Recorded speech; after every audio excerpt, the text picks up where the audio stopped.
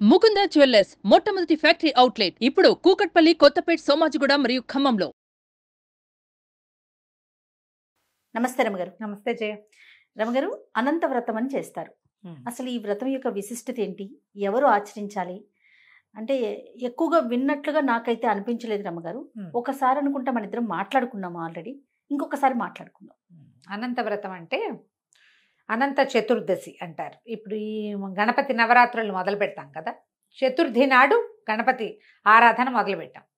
చతుర్దశి నాడుకి మనం గణపతిని నీటిలో నిమజ్జనం చేస్తాం.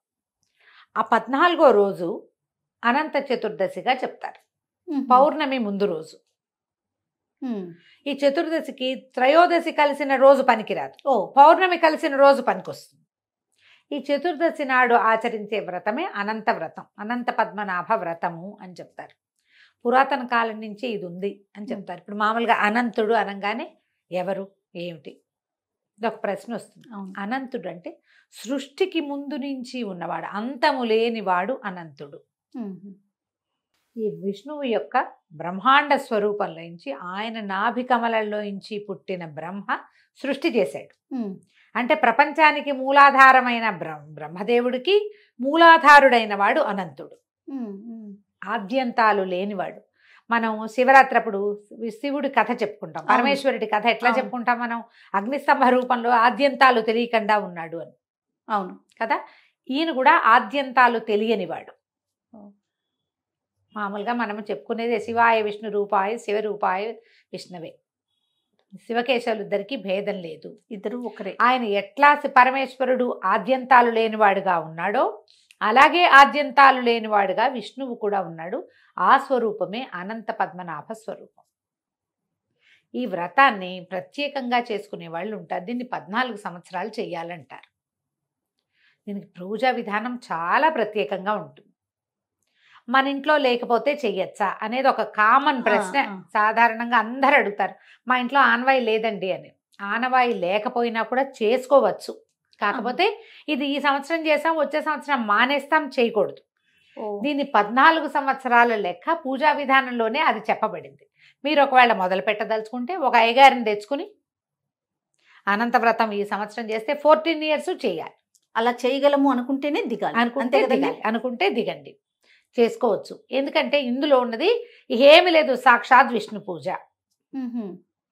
వేరే వ్రతం ఇంకేమిటో వ్యవహారం ఏమీ లేదు, విష్ణు పూజే. మళ్ళీ కూడా ఇందులో విష్ణువుకి అత్యంత ప్రీతిపాత్రురాలైన గంగాదేవితో సమానంగా యమునని పూజిస్తారు. ఇక్కడ విష్ణుపాదోద్భవి గంగ, ఆయన పాదాల నుంచి పుట్టింది. యమునా నది యమధర్మరాజు యొక్క చెల్లెలైన యమి యొక్క స్వరూపం. ఆవిడ కృష్ణుడికి ప్రేయసిగా చెప్తారు. కృష్ణ ప్రీతి, కృష్ణ భక్తురాలు యమున. ఈ యమునా నది కృష్ణావతారంలో మనకు కనపడుతుంది. యమునలోనే తిరిగాడు. అవునవును. యమునే శ్రీకృష్ణుడి పాదాలంటిది ఆయన పుట్టగానే. ఇక ఏ నదికి ఆ అవకాశం లభించల. వసుదేవుడు కృష్ణుడిని మోసుకెళ్తుంటే నది పైదాకా పొంగి ఆయన కాలు తగిలాక శాంతించింది. ఆ పాదం స్పర్శ కోసం తహతహలాడిపోయింది. అంత అపారమైన భక్తి. ఆ యమునని ఇక్కడ పూజిస్తాం.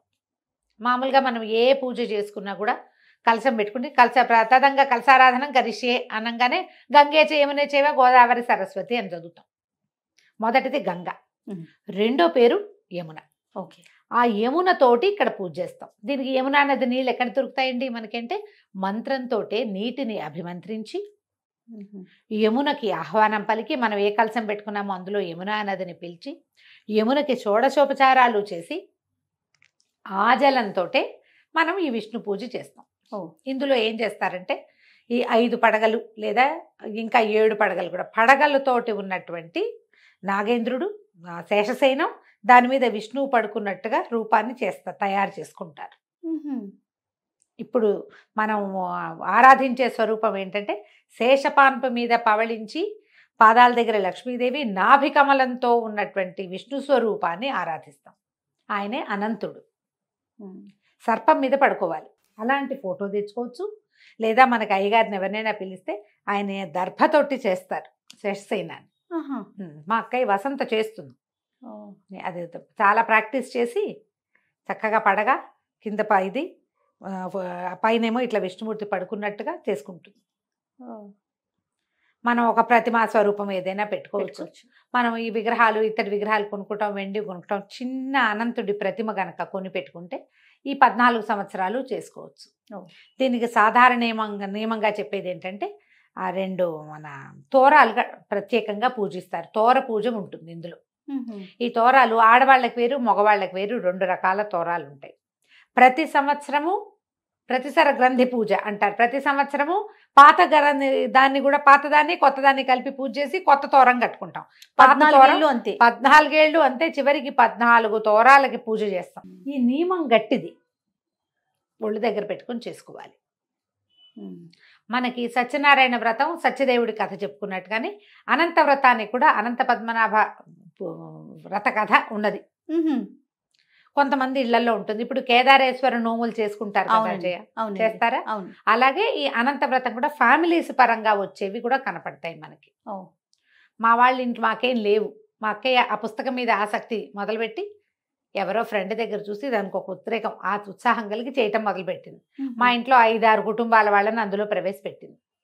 అంతా కలిసి చేసుకుంటారు. ఎవరిళ్ళలో వాళ్ళు వేరే వేరే ఊళ్ళలో ఉంటే అక్కడక్కడ చేసుకోవటము.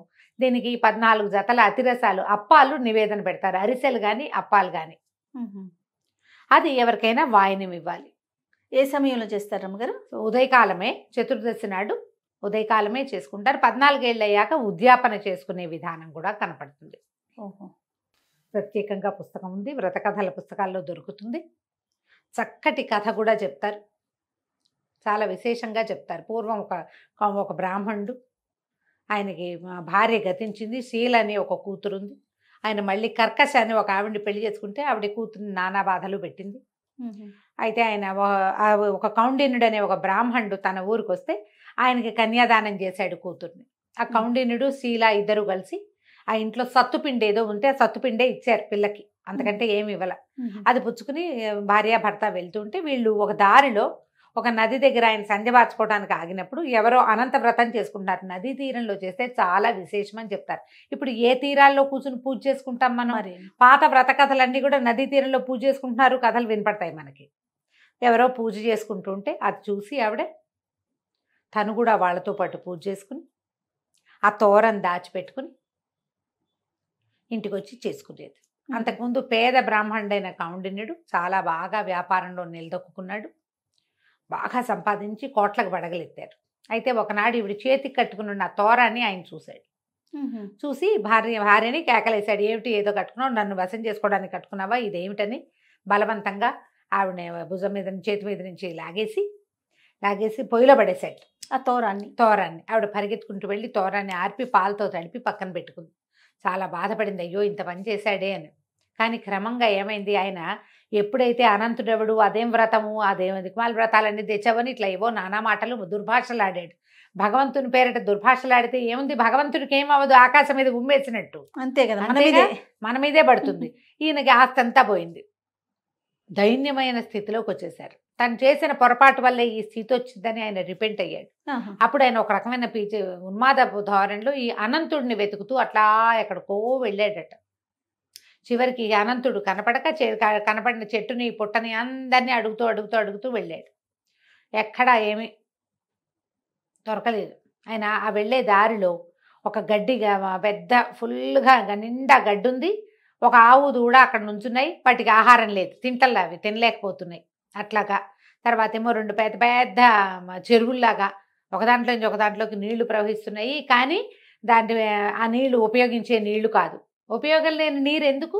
అంతే కదా. ఓ పెద్ద మామిడి చెట్టు, ఈగ కూడా వాళ్టల్లా, కాకులు కూడా వాళ్టల్లా, అది నిండా పళ్ళున్నా కూడా. అట్లాంటివి బోలెడన్ని దృష్టాంతాలు చూసుకుంటూ వెళ్ళాడు. చివరికి ఆయన సూసైడ్ చేసుకుందాం అనుకున్నాడు.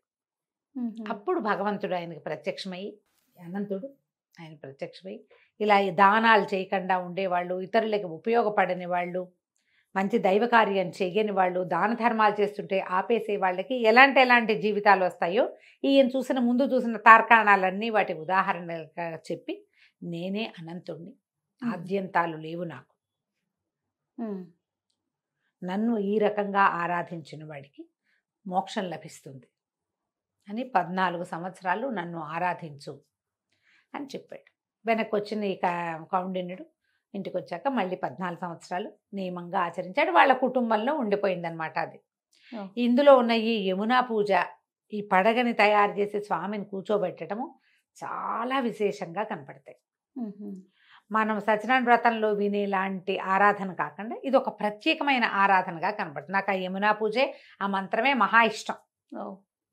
దగ్గర కూర్చొని వింటాను అది నేను. మంత్రం మంచి పట్టుగా చాలా బాగుంటుంది. అవకాశం ఉన్న వాళ్ళు చేసుకోవచ్చు. ఎవరైనా అనంత వ్రతం చేసుకుంటున్నామంటే వెళ్ళి దర్శనం చేసుకుని దండం పెట్టుకోండి. ఈ అనంత పద్మనాభ స్వరూపాలు మనకి ఎక్కడ కనపడతాయి? అక్కడ కనిపిస్తుంది. త్రివేంద్రంలో పద్మనాభ స్వామి దేవాలయం ఉంది కదా మనకి. అలాగే శ్రీరంగంలోనూ శేషసేనుడిగా స్వామివారి దర్శనం ఇస్తాడు, కానీ ఆయన పేరు కూడా ఇదే పద్మనాభ స్వామి దేవాలయం అని ప్రత్యేకంగా చెప్పబడింది. ఇంచుమించు అదే స్వరూపంలో మనకి ఇక్కడ మనం పూజ చేసుకుంటాం అన్నమాట. అవకాశం ఉన్న వాళ్ళు చేసుకోవచ్చు. కానీ నేను చెప్పా కదా, దీనికి 14 సంవత్సరాల నియమం ఉంది. ఎవరైనా అయ్యగారితోటి మాట్లాడుకుని ఏటా ఆయనే వచ్చేలాగా మీరు తోరాలు పారేయకుండా సంవత్సరాలు మానే మధ్యలో ఏదైనా పురుడు అశౌచి వస్తే మానేసేయచ్చు, మానచ్చు. కానీ అవేవీ లేకుండా ఏదో వేరే వేరే వ్యవహారాలు ఉన్నాయని మానుకోకూడదు. శ్రద్ధగా, మీ శ్రద్ధే దీనికి కావలసిన పెట్టుబడి. ఎవరినైనా 100 మందిని పిలుచుకోవచ్చు, ఎవరిని పిలవకపోయినా మనమే మన ఇంట్లో మట్టుకే కాసిన 2 14 28 అతిరసాలు వండుకుని ఏదో పాయసం పెరుగన్న నివేదన చేసినా సరిపోతుంది. ఈ 14టిని మాత్రం వాయనం ఇవ్వాలి ఒక జంటకి. దంపతులకి ఇస్తారు, బ్రాహ్మడికి ఇచ్చి దంపతులు ఉండాలంటారు. అదే మీ అవకాశాన్ని బట్టి చేసుకోవచ్చు. తప్పకుండా. నమస్తే. నమస్తే జయ.